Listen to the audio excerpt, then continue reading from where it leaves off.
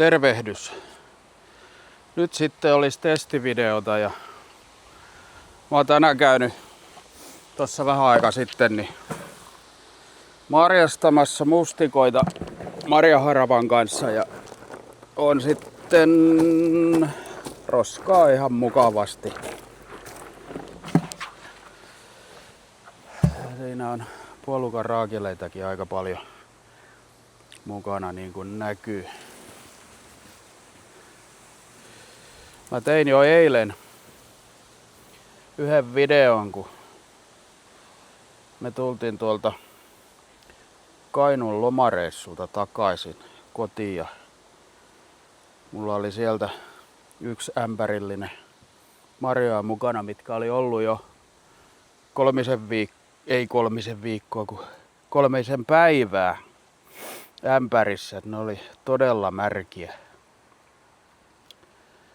ne marjat. Ja mä näytän sen videon loppupuolella sitten se eilisen video.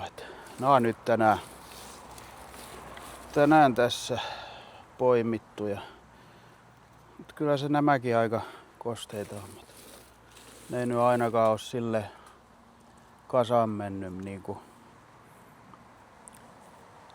ne Kainuussa noukitut. Mehän noukittiin Kainuussa enemmänkin niitä marjoja, mutta me putsattiin ne käsipelillä ihan paikan päällä ja pistettiin rasioihin. Meillä kun oli mökki siellä.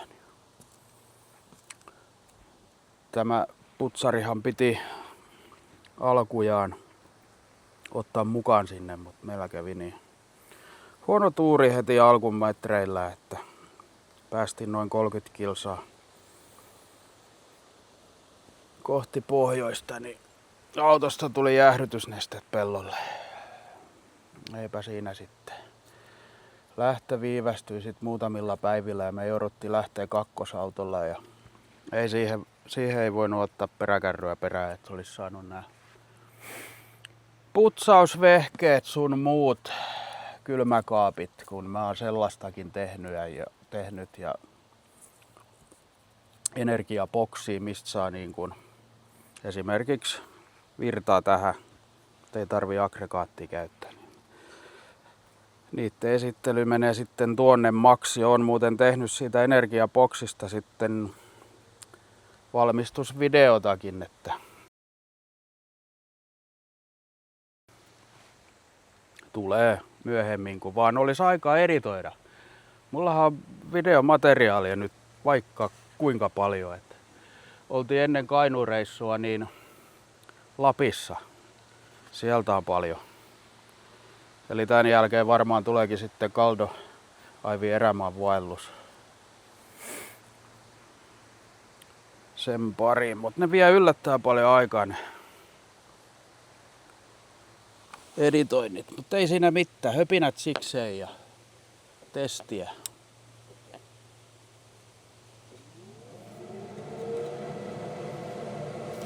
Mä laitan tän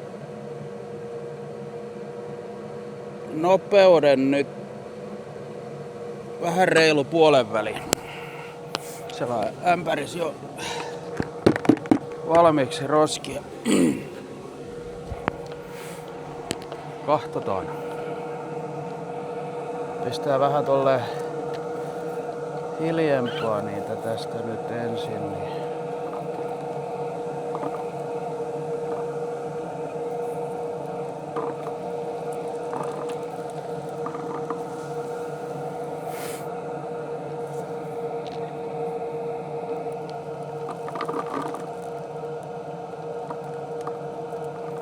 Raakileita sinne ainakin tippuu tuonne ämpäriin, mutta se nyt on ihan ymmärrettävääkin.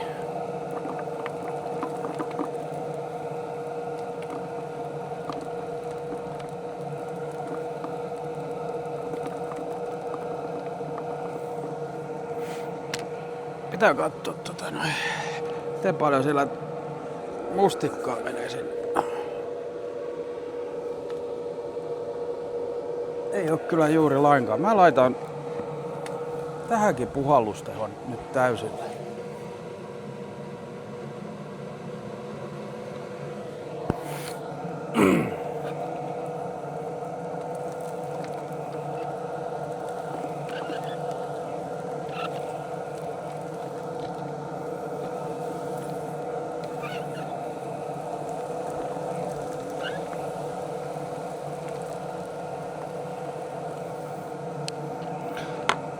Otetaanpas tuolta välikatsaus, niin näette.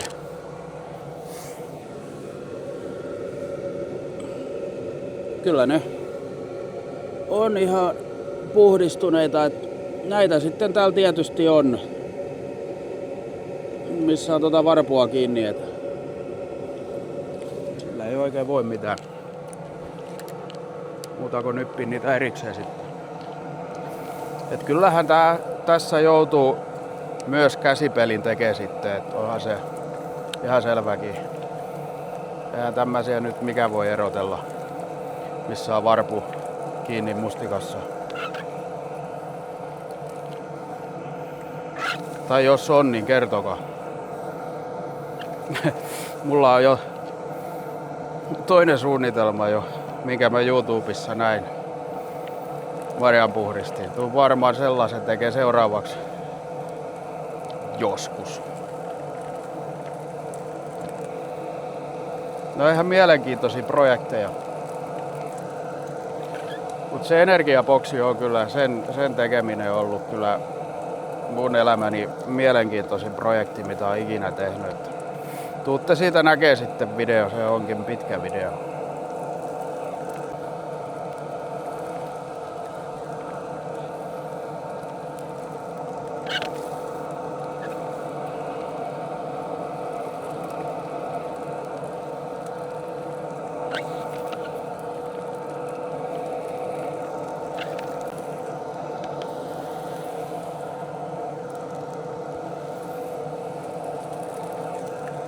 Nyt kun puhallus on täysillä, sehän ruiskii tänne ihan itteenkin päin.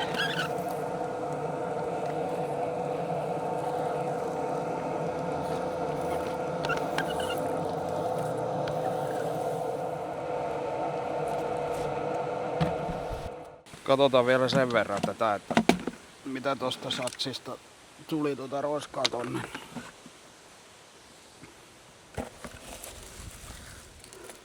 Kyllä sitä nyt aika lailla sitä kuitenkin tuli tänne ämpäriin. Vaikka se nyt heitti tosta suoraan.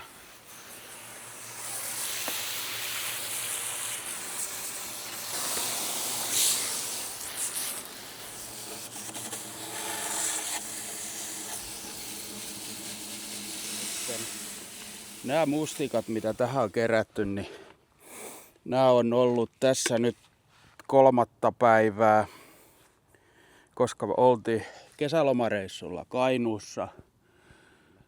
Emmekä saaneet tätä, ei tuolla mihinkään kivisille huonoille mettäteillä mennä.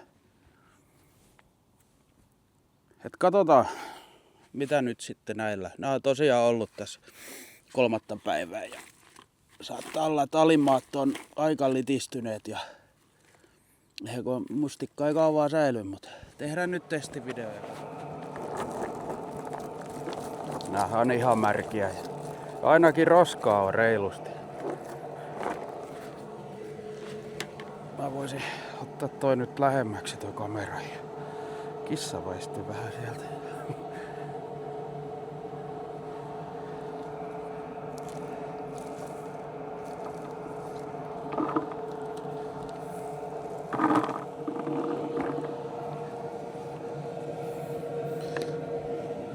Joo, mut kyllä siellä... Tämähän nyt on selväkin, että tämmönen jää. Et siellähän joku kommentoiskin, että kyllähän joutuu käsi käymään läpi, mutta varmasti joutuu. Juurikin tällaiset, missä on mustikka varpussa kiinni. Eli noin mitä tonne nyt jäi, niin ne on tuolla marjuripoimurilla poimittu.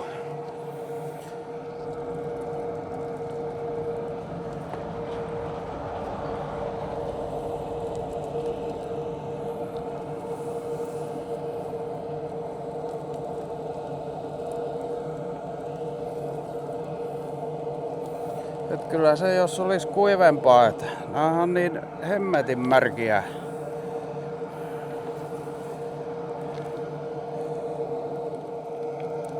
En mä tiedä kuuluuko se, mutta ainakin tuolta ihan ääntä tulee tuolta yläämpäristä, että kyllä sinne roskia lentää.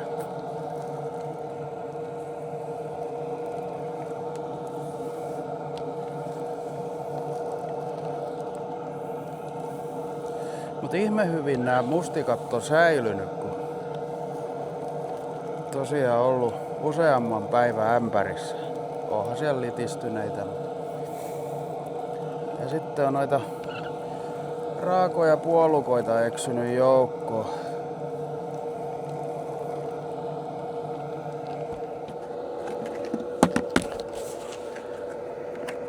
Siellä nyt on verran. Eikä siellä mustikkaa ole ainakaan juurikaan.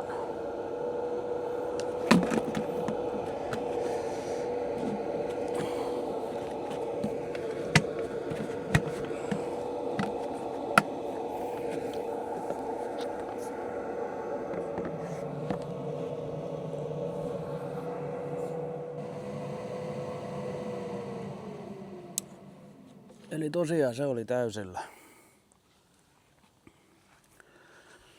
Ja semmoista